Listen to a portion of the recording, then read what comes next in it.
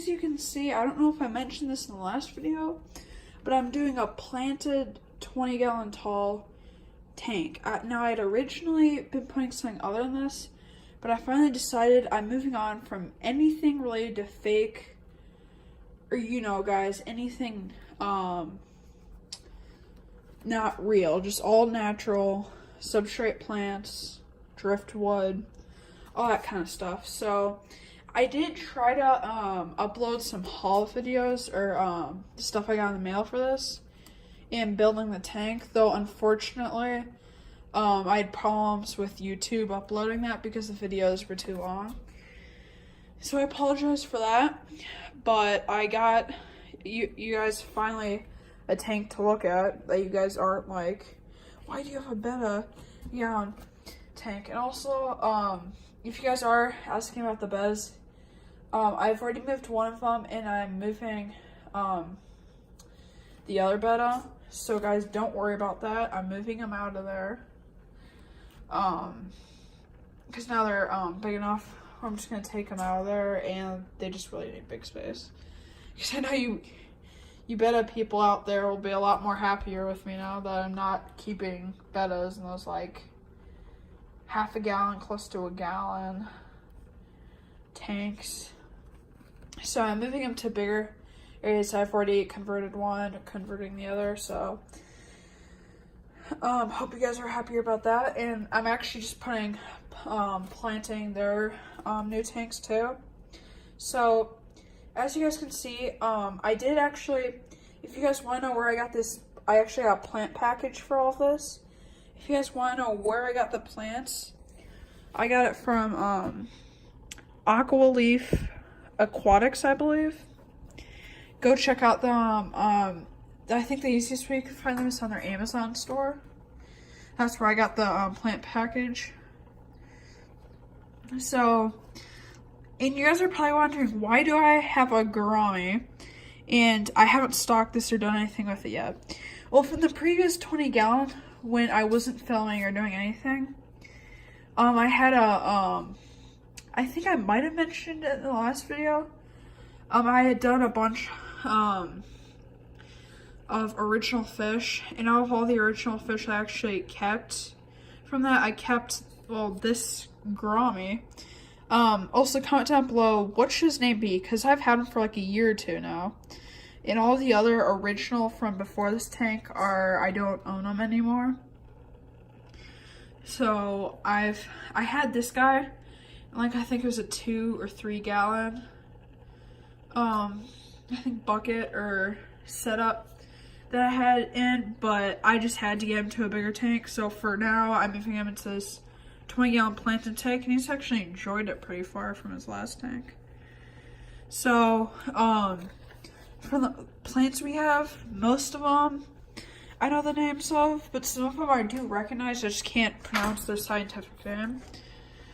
Like, I believe it's like hornwort, or just an oxygenating plant that you guys see in this corner down here. And that's, I believe, Java fern, but I'm not entirely sure on that.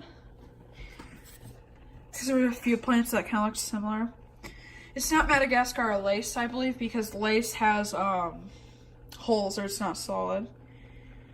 And so, let's see. Oh yeah, and so that one separate stem there, it had fallen off from when I took it out of the package, so I just replanted that stem. And so when I got this one was like the tallest out of all of them. It's large when I see it somewhere, but I can't remember the name.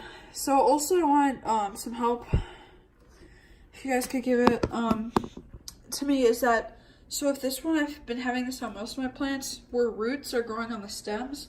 Now from my knowledge, from the forums I've been on, or at least the knowledge that I've been able to get, is that either means that there's a deficiency or that your water's actually really good. So it either means it's good or bad.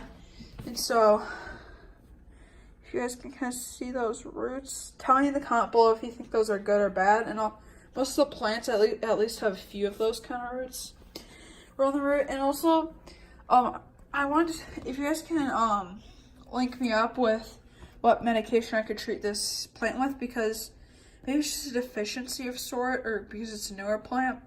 Some of its green leaves are turning red, which I was researching a little bit, and one of the possibilities is that there's just another deficiency in the water. Though my water is pretty mineral rich, and I actually, if you guys wanted to see my what my substrate is, it's fluval stratum, so a really mineral rich substrate. It kind of, if you have problems with harder pH, it does lower your pH a little bit. So that's that. And then I have this one, of course I showed you. That one actually blooms if you can get it to.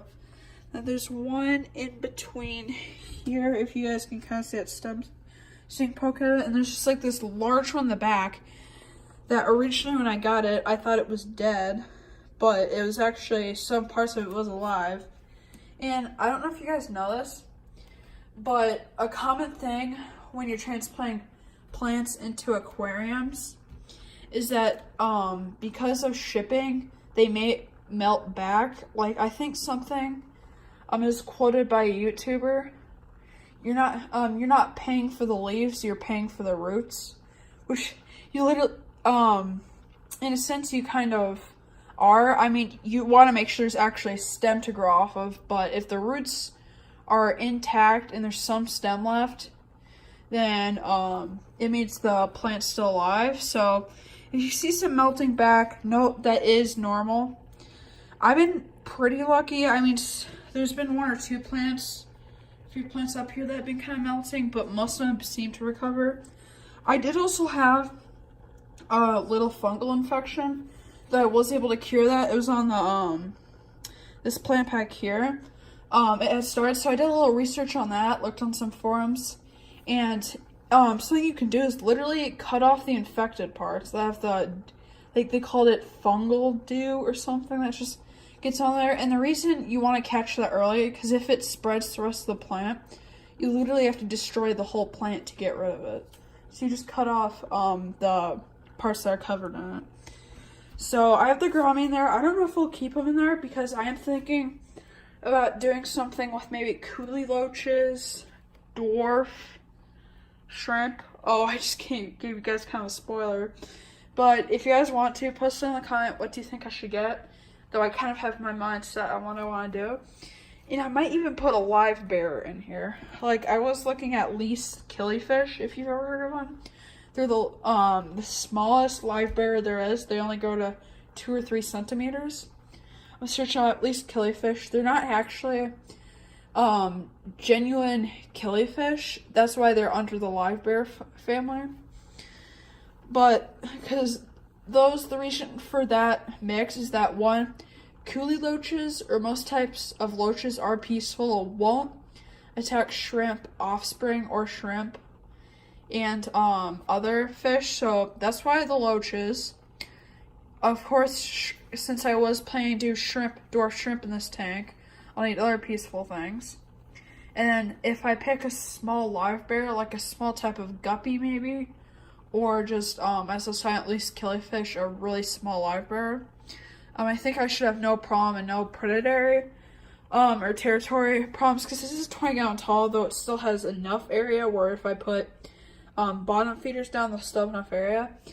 But I'm just wondering, will the gourami actually attack or go for the different creatures in the tank that end up stocking? Because in my last tank, I actually had 2 gouramis in there. It's more of a community tank, though I did try once breeding live bears. I think I actually was gonna try doing leer tails, but that didn't work up, so I did balloon mollies, and I did actually get 1 batch of fry. And for a while, the fry survived, but I kind of kept them in a hang-on thing that was in the tank, and whenever I had water change, I would have to unhook it and, like, float around. And that put a lot of stress on the fry. And the reason I couldn't keep it in at the time is I didn't have a lot of cover, and the tank's tall, so if they go up here, they're in the wide open, and there's a likelihood of the chance that one of the other inhabitants could go after it. So that's why this time I'm going to go with more peaceful fish like coolie loaches, dwarf shrimp, smaller live bears maybe, or just any smaller fish. Like, I was considering tetras, though I'm kind of, since I don't have a lot of space or a lot of tanks, I'm trying to make the most out of these tanks. And also, I'm gonna, spoiler, I'm actually considering doing a project because there's no defined way or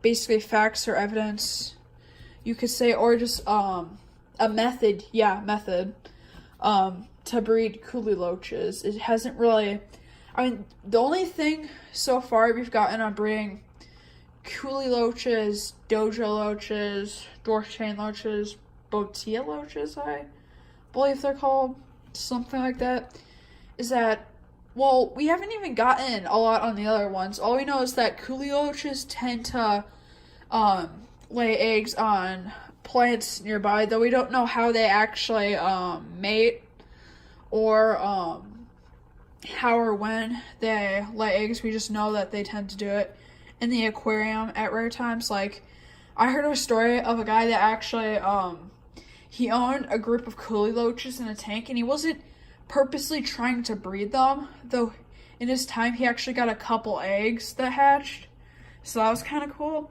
So I'm going to start a series on a method how to breed coolie loaches, so I hope you guys are excited for that.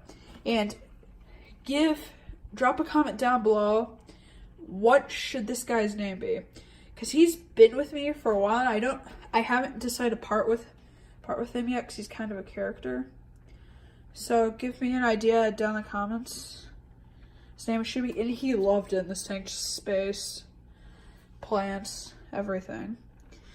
If I did keep him in here, I might have to put more cover, though I don't know if this one gourami can like go after a colony of coolie loaches and dwarf shrimp. Though if I'm trying to breed and make offspring, that could cause a problem.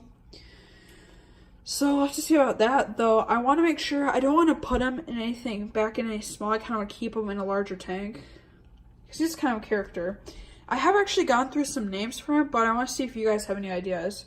So please comment down below, and I'll get some ideas from you. And also, stocking ideas. You guys already heard what my main ideas were, and at one point I was thinking about doing telescope goldfish in here.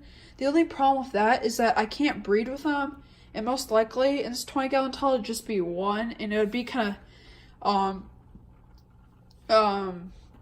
tight if I put two, but I can't really breed them, because to breed goldfish, you need at least like a 50-gallon tank or something big enough where you can fit all the offspring in. So that's that, and you have to move the parents over to somewhere else, I think, too. So that's why I didn't end up doing the was it telescope goldfish or ranchu? And plus, you can't really plant the aquarium, because there are like a few select plants you can do, but most of them will get ripped up. So that's why I wanted to do that. And so you guys actually get some cool footage this time. I'm kind of starting over. I might delete some of my earlier videos on Buzz, because I mean, I'm still going to show how I evolved from doing, you know, a smaller gallon or so waterfall tank to actually doing 20 gallons or bigger planted aquariums. And I actually might put some more plants here. I'm thinking about carpeting the ground with moss. And I am actually going to get some Indian almond leaves too to provide cover and food for the shrimp. So that's that. Hope you guys enjoyed the video. To any new subscribers lately, because I've been on last live stream. So bye.